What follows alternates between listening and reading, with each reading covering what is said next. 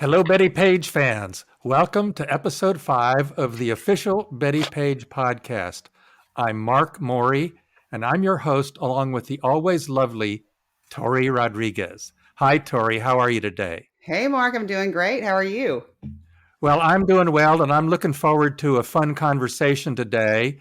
Today, we're talking about the biopic about Betty, the notorious Bettie Page, the scripted, fictionalized story about the notorious Betty, titled "The Notorious Bettie Page."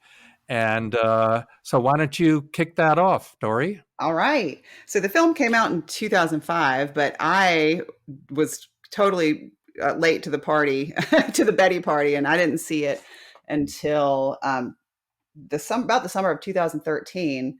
And I was just, not really knowing anything about Betty. I was completely intrigued with her, to say the least. And that was really what introduced me to her and led me down the rabbit hole of, trying to find out anything I could about her. But coincidentally, your film had its theatrical release in 2013. So, in finding out everything I could about Betty after seeing the Notorious Bettie Page, I found out about your movie and wrote some articles about it. You sent me a copy to review, and that completely blew me away. I think I've mentioned to you before. It was like I thought the Notorious Bettie Page was sort of a skeleton or like a rough sketch or outline of her story, and then your film like really filled in all the details and brought her to life. But it was interesting. So in hindsight, now really knowing Betty and her story, and watching the Notorious Bettie Page again recently, um, I I was more impressed with some things and less impressed with others than I was originally. Like I really thought I loved how they recreated a lot of the costumes and the girly mags and some of the Irving Claw sets and things like that. I thought Gretchen Maul did an unbelievable job as Betty. But I just felt like, you come away from the film not really knowing anything about Betty as a person. Like I didn't think, it gave it any real sense of her personality, really how intelligent and creative she was. It was just like, it just showed this woman like kind of just going through the motions, like from one thing to another, um, in this sort of like disembodied way or something. I don't know if that was intentional or not, but that was sort of my takeaway.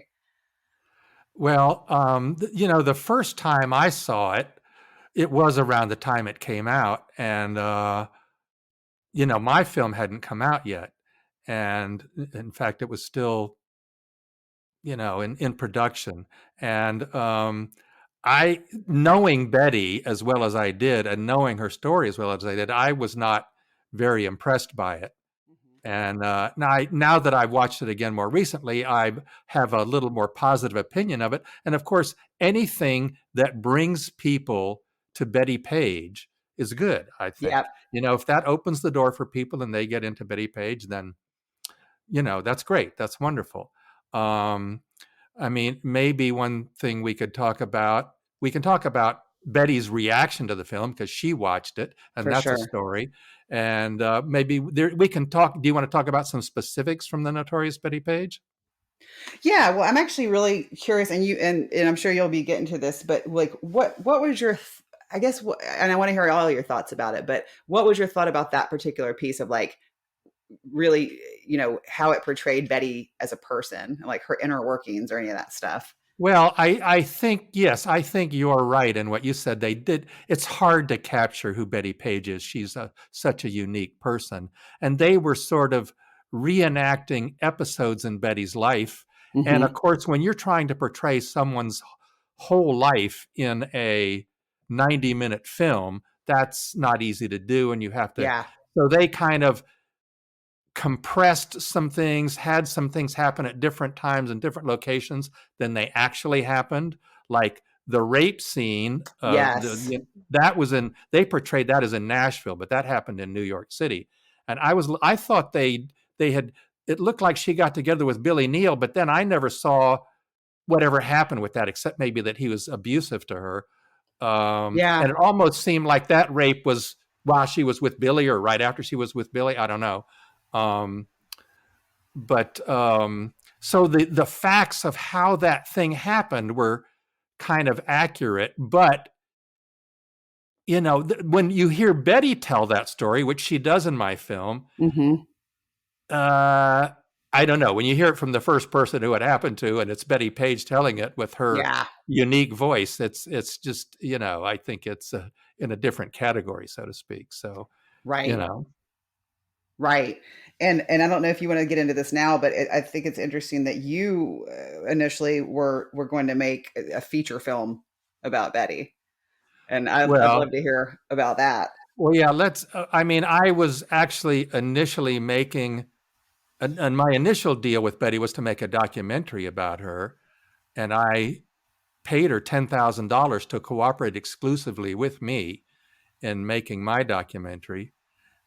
And then I later paid her a lot more money than that to cooperate exclusively with me in making a feature film.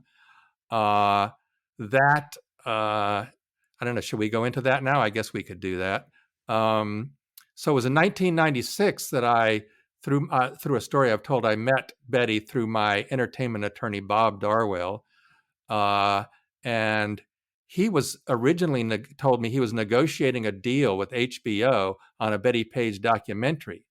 But then, as I remember it, and I understand what he said, I believe he said to me, "Well, but HBO now wants to do a scripted rather than a documentary, a scripted story about Betty's life, but they don't want to pay any more than they offered for the documentary." And so the deal wasn't happening. So that's when I said, well, I want to make a documentary about Bettie Page. And of course, later I also made a deal with her to do a feature film. And after that, I was able to get Liv Tyler. This was around the year 2000. Okay. I was able to get Liv Tyler attached to play Bettie Page, who I think would have been perfect. I mean, Yes. I think she's the closest thing you could find to Bettie Page in terms of her look and also her affectation, and I think her ability to capture Betty. Because I saw her in one movie where I thought, okay, that's very close to what a Bettie Page character. And I think she was in Tuscany in that movie. I don't remember the name of it, but Okay. anyway. So and of course, my lawyer Bob Darwell is a good friend of mine. When he heard I was going to New York to meet with Liv Tyler, he said, "Oh, I want to come along and meet her Yeah. too." I So I did. bet. He and I met with Liv Tyler in a restaurant, had a very lovely conversation. She loved the idea of playing Bettie Page, and so we signed her up. And then I also got Martin Scorsese attached to direct it. Now that really seems pretty good, right? Yes. Um, and that was on the front page of the trade papers in Hollywood, the Hollywood Reporter and Variety. And then some time went by. It was a year, a couple of years. I don't remember how long, but I was not getting anything from Scorsese. I was not getting any feedback. Let's go ahead and do this. Let's get Yeah. a script written, anything. So, the producer I was working with who attached him, I don't know, I just said, I've got to move on because I want to get this movie made. So there was a good friend of mine who was a big Bettie Page fan who worked at Walper Productions, who was based at Warner Brothers. And he had at one time did a Bettie Page blog, and he was like the head of development for Walper. And of course, David Walper was a big documentary guy. I mean, Ah, had made many documentaries in the 60s and 70s and so forth. And so my friend Kevin Nicholas helped me get another director attached, and I'm trying to remember his name. He had directed a Batman film, and he had previously been a costume designer before becoming a director. And oh wow. I Interesting. apologized before. Maybe I'll remember his name by the end of this. I should have looked that up. Okay. Anyway, so we worked with him for a while, and just it never developed. We never even got to the point of having a script. So then at some point after that, I got a call from Colin Callender, who was the head of HBO Films Oh at wow. that time. And he said to me, and we were talking about, a Bettie Page movie. And the one thing I remember him saying to me is, he was clear that I had Bettie Page's exclusive rights. uh, exclusively cooperating with me. And he says to me, I will never make an unauthorized Bettie Page film. Because one of the things that upset Bettie was there was all these people going around sort of unauthorized, doing things in her name without her involvement, permission, or even remunerating her, paying her. Yeah. So he said that, and I, of course, that's Hollywood talking. And of course, I found out that was the case at a certain point, because then I heard that they were in production on the Notorious Bettie Page. And then one of the producers of the Notorious Bettie Page called me and offered me $5,000 to be able to interview Bettie Page. Now, and I think that was partly an effort to be authorized and to be, to be seen as to have Betty's blessing for what they were doing. Right. And of course, when you're doing a movie in Hollywood, they like to base it on something. They like to have a book to base it on, or some piece of intellectual property to base it on. And I noticed in the credits when I watched the Notorious Bettie Page this time, the Richard Foster book is what they used as their, and that's actually, I have to say, that's pretty bad, because the Richard Foster book was horrible and exploitive and inaccurate. Didn't Betty call him the devil in human form or something like that? I'm sure Betty, that would be the kind of language Betty would use. Yes. Yeah. Anyway, so they offered me the $5,000 to be able to interview Betty, and I just said no. I mean, it wasn't worth it to me to have Betty be blessing this other project. Right. So that movie came out, and I, a few years later, then I finished making my film. So maybe we can go back to talking about the Notorious Bettie Page. One of the ways it's hard to capture who Bettie Page is, I think. One of the things I think they did in the movie that I think was pretty inaccurate was they show Betty in an acting class taking off her clothes. That was a weird scene to me as well. Well, I think what they're trying to do with that is show Betty was completely comfortable with nudity, which she was. Betty reveled in her nudity, and that's what comes across in a lot of the photographs. But to do it in acting class is that's obviously inappropriate, and it makes her look like, I don't know, stupid, out of touch. Right, I agree. Weird, something. So that I didn't like. I didn't either. And I thought, to me, I almost felt like they were trying to act like all she knows how to do is take off her clothes. Like that's her default thing when she doesn't know what to do. She's just going to start taking off her clothes, which I thought was just kind of dumb. I mean, it would be different if they had tried to create this context of this is one of her behaviors. Like she's, like a trauma-based behavior or something like that. But there was just no other context. So it was just kind of okay.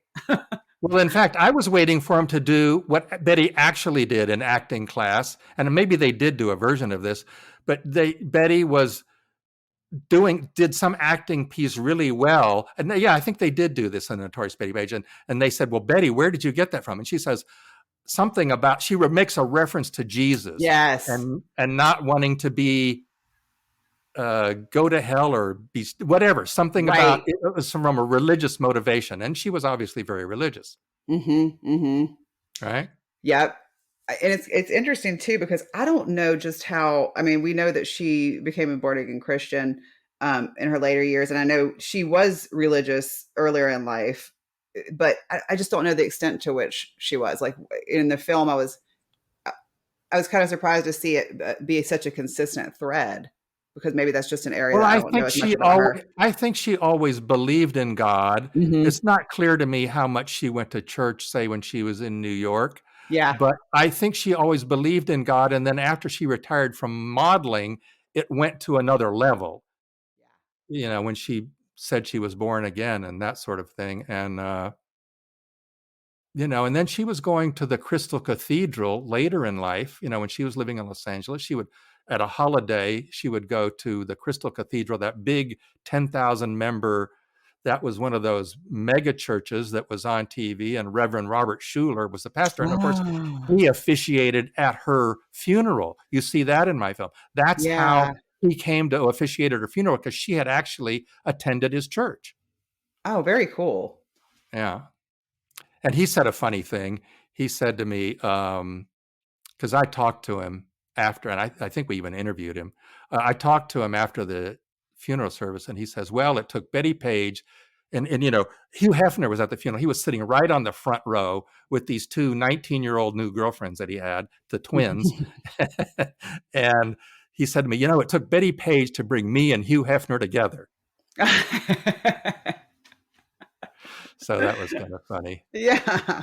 Because they were both kind of the same age, the same era. They started to become successful in the 50s and in the 60s. So they had these kind of parallel careers. Yeah. And I love that. That's really like an external representation of the dichotomy of Right. Bettie, Right. That's really cool. Well, so, and of course, we both have the gift of hindsight and looking at all this. But, one of the things that I was curious about was sort of like what, I guess, like you said, I mean, it's difficult to capture who Bettie is, and especially in a 90-minute film. But do you have anything in mind about like what you might have done in a feature film like that to like really? Well, I tell you, one scene I would like to do is a story we show in my film. I mean, they had Bettie's boyfriend, basically only boyfriend, and I guess you got to reduce it to one in a short film like this. Marvin, he was an early boyfriend of Bettie's in New York. He's prominent in the film.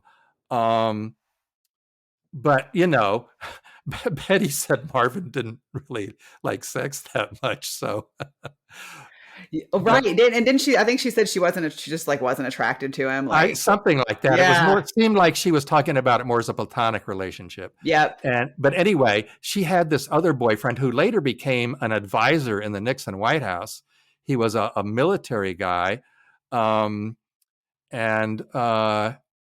God, my memory's bad. I can't remember. Was that Charles West? Yes, Charles West. Yes. So he and Bettie had this torrid affair. And of course, him photographing her nude was part of their relationship. Yeah. Those photos are amazing. Yeah. And those were not originally intended to be released to the public. I mean, that was between Bettie and him. How did this get out? So I would love to portray Charles West relationship with Bettie. Oh my and gosh. them going up to the Time Life office in a weekend when no one was there, and Bettie taking off her clothes and doing all these great poses. That's where those were taken, at the Time Life building? Yes. Yeah. That's where he worked. God, amazing. I had no idea. Yeah. And then some of the other photographs that he took were at his apartment. And that's where she's wearing the black opera-length gloves and the white see-through panties. And she's on the couch, and she's in the mirror, and she's on the bed with the black gloves on. Uh-huh. And, she's kind of saying to him, let's stop with the photography and get on. I know. I know. I did interpret it like a few of the photos from those sets. I'm like, she looks over it. Right. But it's so funny because you could totally understand. I mean, imagine being Bettie Page's boyfriend. You would be like, I'm going to take pictures of her all day and night. And then she's into it, right? Right. So. Exactly.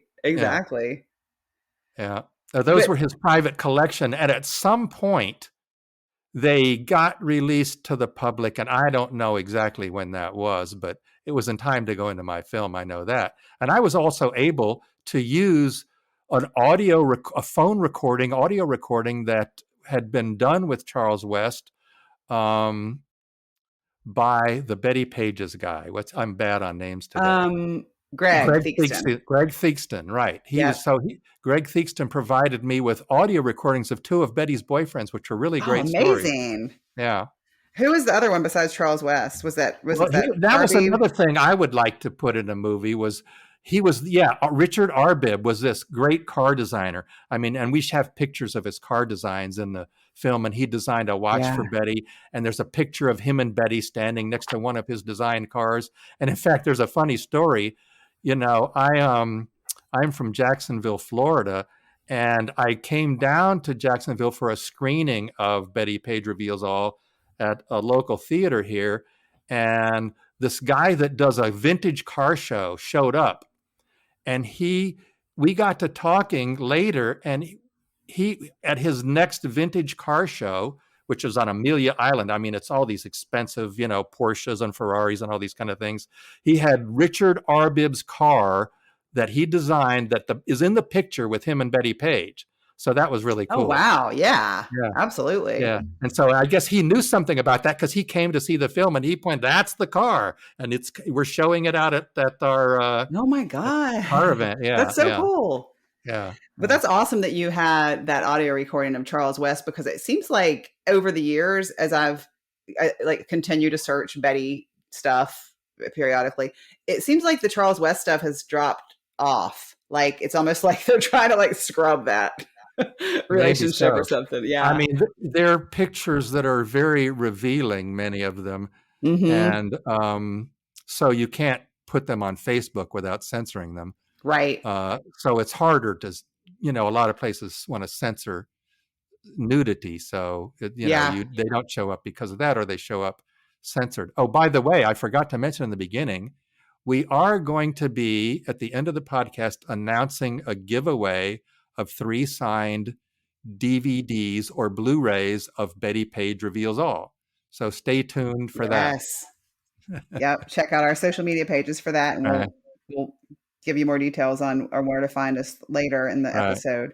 But so you would have portrayed at least a bit more of her relationships. Well, Bettie had, as one of her boyfriends said, I think it was Charles West, Bettie had a very healthy attitude about sex. Mm-hmm. She was not hung up. She liked it. And that's reflected in her photographs too. So definitely. that you don't really see that in the movie. Now, it's easy to criticize somebody else's movie. Yeah. I mean, I think they were doing a lot of things that to try to capture who Bettie was. And it's easy for me to talk about what I would like to have done. Of course. There's a train going by. I don't know if you can hear that. I can. Anyway,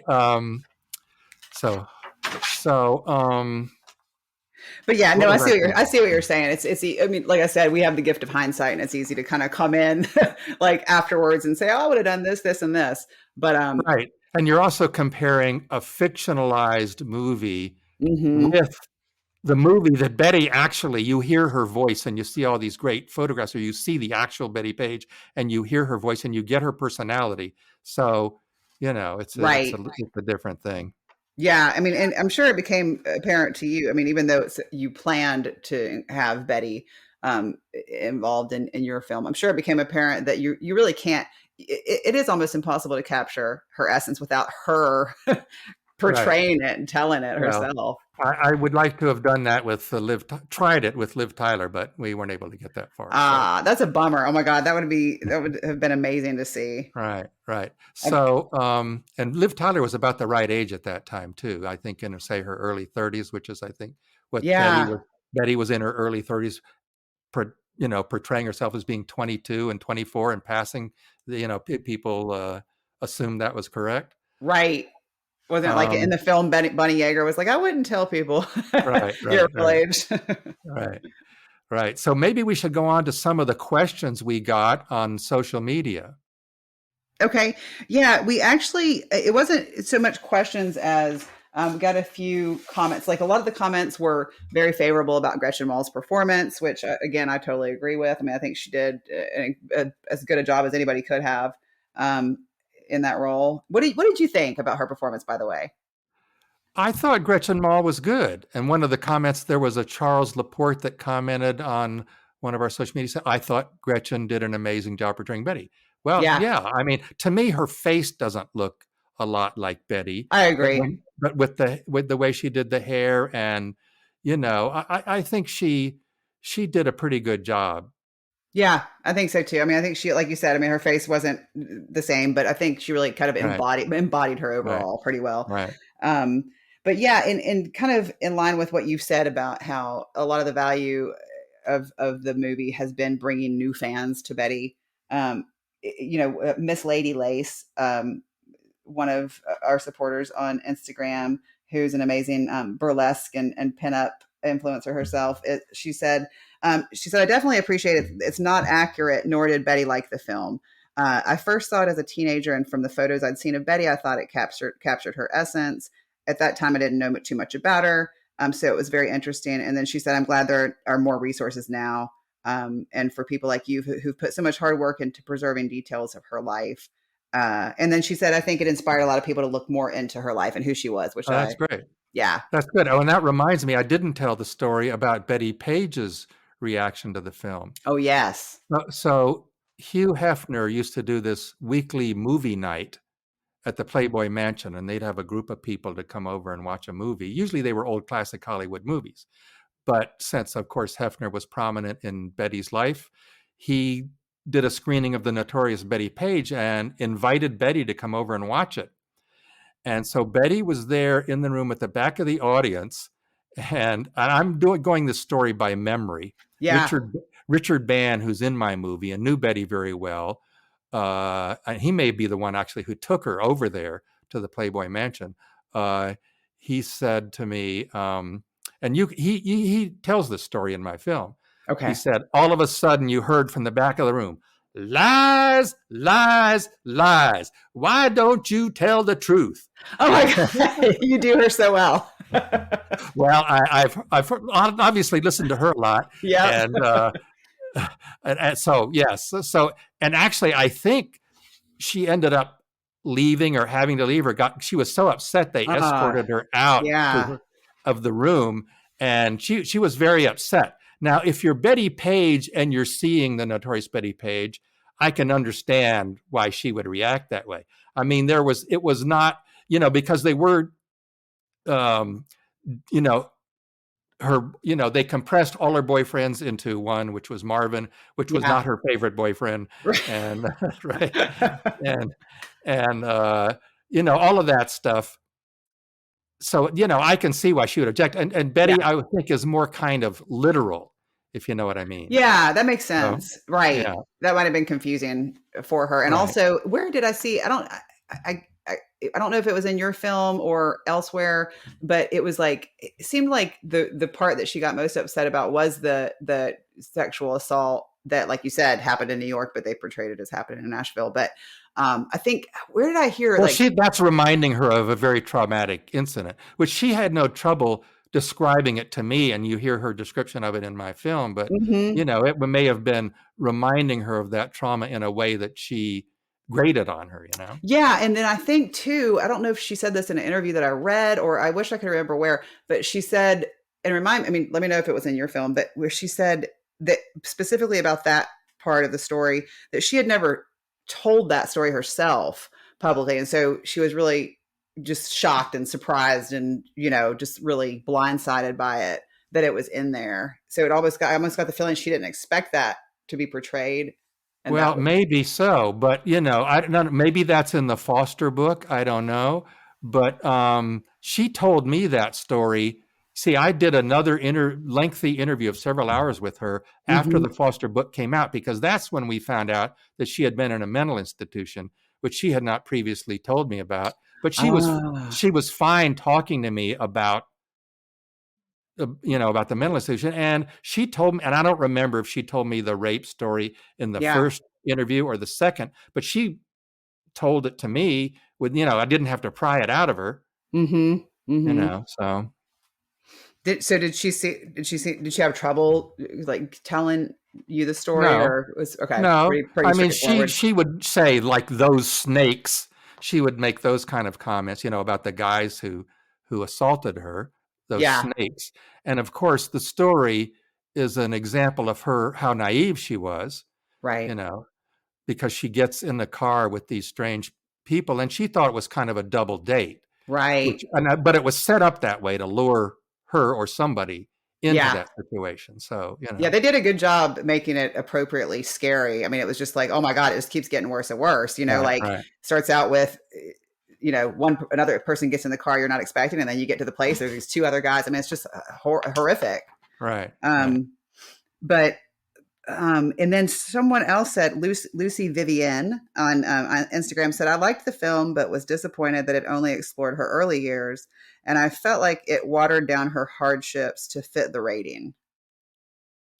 What are your thoughts about that? Watered down her hardships to fit the rating? I guess, is it a PG or is it a PG-13 or I don't know, maybe to fit the.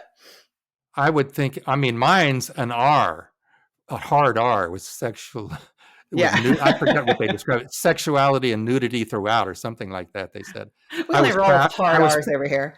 I was proud to display that on my Bettie Page film. Yes. It's Graph, so appropriate. graphic nudity throughout. Or I forget the exact wording, but it was Yeah. very specific. Loud and proud. Yeah. Yeah. Anyway, so let's see. What was the question?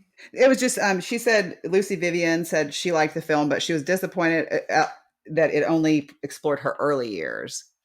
Well, yeah, that's part of the problem. I mean, the early years are really interesting, and in a biopic, there's a problem. I mean, in my film, we actually cover her whole life, which is not easy to do, and they were picking basically her late 40s and and up through 57, and even that can be a lot to cover in a 90-minute documentary. Yeah, So, for sure. And then but significant things obviously happened in Bettie's life after she retired from modeling, right? So, yeah, but I mean, I can see that would be a whole other movie, right? right. that would be Bettie Page: The Lost Years. It could be, yes, yeah, which is the book you wrote, right? Right. Yeah. And so, and then somebody else, Katie Rage on Instagram, said the best movie for Bettie is the one where she actually gets to tell her side.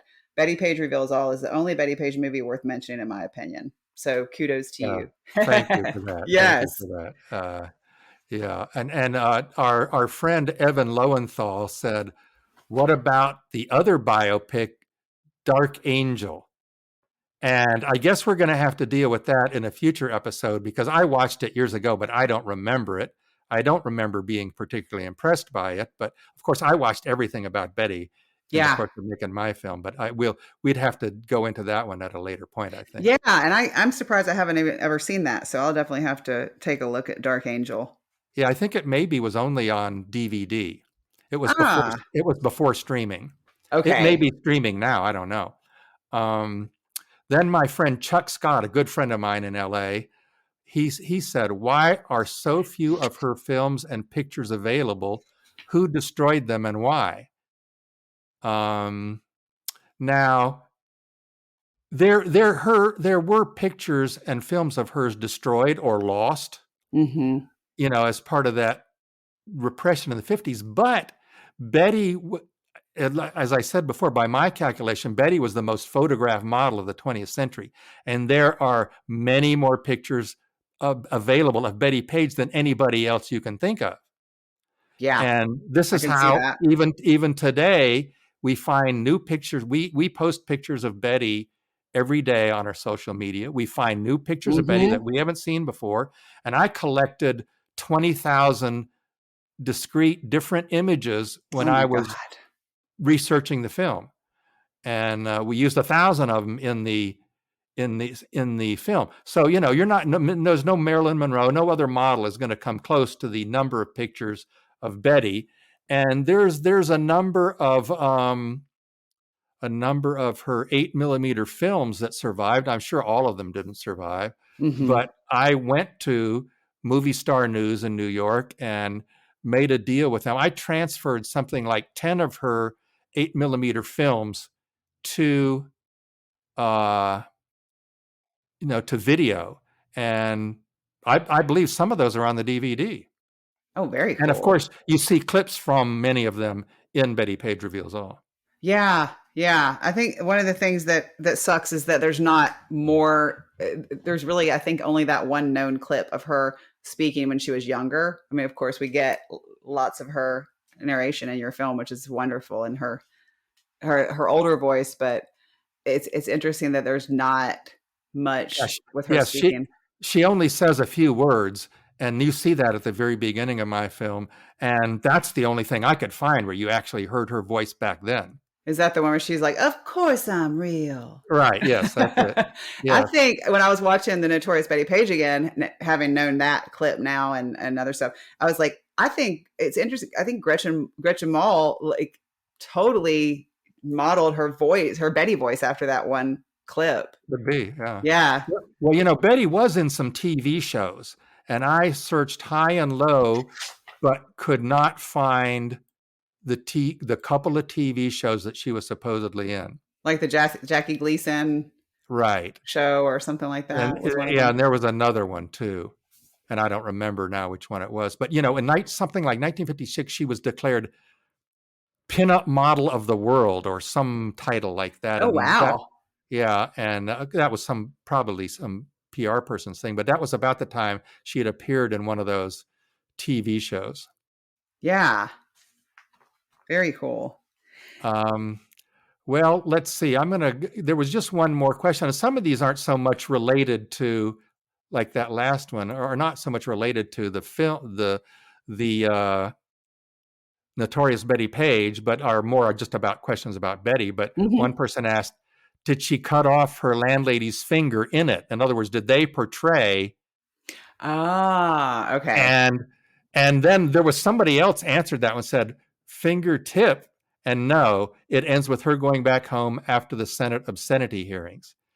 And that's in the Notorious Bettie Page. Now, I never understood that she cut off her landlady's fingertip. I think she cut her hand.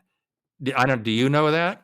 I've heard different versions of it, and I think the fingertip thing is in that Foster book, if I'm not mistaken. Okay. So well, that's an unreliable source. Yeah. So, and of course, because I read the police reports and I didn't see anything like that. Oh, okay. Well, then I would defer to that for sure. Right. Okay, one thing I thought was interesting, and I wanted to get your thoughts about this as a filmmaker, and in general, was how they cut from, in the Notorious Bettie Page, they cut from the scene where her father, I guess they were implying that her father was calling her upstairs. That was to portray the scene where Betty was sexually molested, by her father, which she talks about in my film. Yeah. And I thought it was interesting that they showed that, and then they went straight to the scene where she's sitting outside of the Senate hearing, waiting for her turn to testify or whatever. And so I'm like, was it trying to say, like, started with this and this is where she ended up, like making a direct connection? Or well, they're obvious, since they're scenes are right next to each other. There's some kind of connection. So I wonder if and that's an episode that we've talked about that we're going to do in the future, is that whether there's really a link, or how strong is the link between that's sex a abuse subject, and sex work. Right, because there seems to be a view among people, or some people, that sexual abuse equals you end up being a sex worker. Right. And I don't think it's that's clear cut. It's complex. And there is, so we're going to discuss that issue in the future. For sure. So a little teaser there. And another thing I wanted to ask you, Mark, is, do you have any plan? I know you're always open for things, but for different projects, but do you have any sort of firm plans or ideas to portray Betty again on film in the future? Well, I mean, I would if I had an angle or something new, or but I don't have a specific idea about that now. I mean, I have some other film projects I'm working on, but nothing about Betty at this point. I mean, when it first came out in theaters, my distributor suggested to me doing something in that genre, that like burlesque kind of area, but then that never went very far. But no, I don't have a specific plan to do. I mean, we're doing this podcast. That's kind of an extension of the Betty story. For sure. Right. For sure. But it's not, but the door's not closed on the possibility. Well, no, it's never closed. Yeah. Especially when it comes to Betty. Absolutely. So I guess we're getting close to wrapping up here. One thing we want people to do is leave us reviews. We only want good reviews.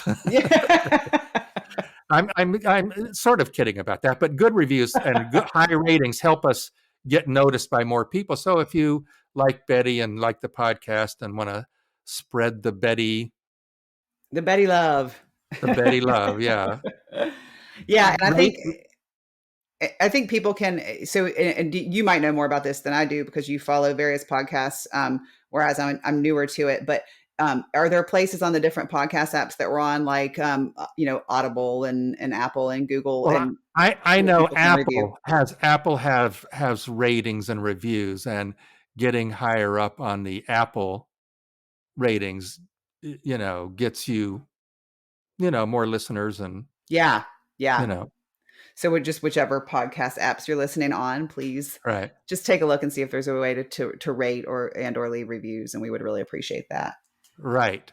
Now, earlier we mentioned that we're going to be giving away 3 copies of the Bettie Page Reveals All, either DVD or Blu-ray, whichever you want, signed copies. I will sign Yes, them to you amazing giveaway. personally, personalize that with your name, signed by me. And I haven't done that in years. I used to do that when the film first came out, but I haven't done any of that in years.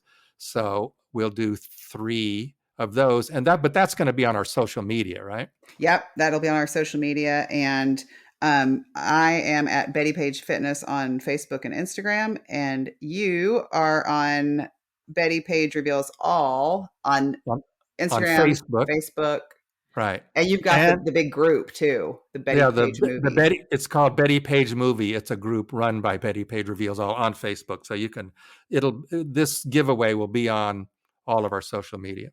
Yes. Yes, indeed. And also feel free to leave comments on any, of our podcast posts on our social media pages. We always welcome comments and questions, follow-up questions, or just questions and suggestions for future episodes as Yeah, well. anything anybody wants to suggest for a topic for the podcast. And we're going to be doing the podcast more often coming now. We kind of feel like we've got it together, got up Yes, we've hit to our speed. stride. Yeah. So we'll be doing another one very soon.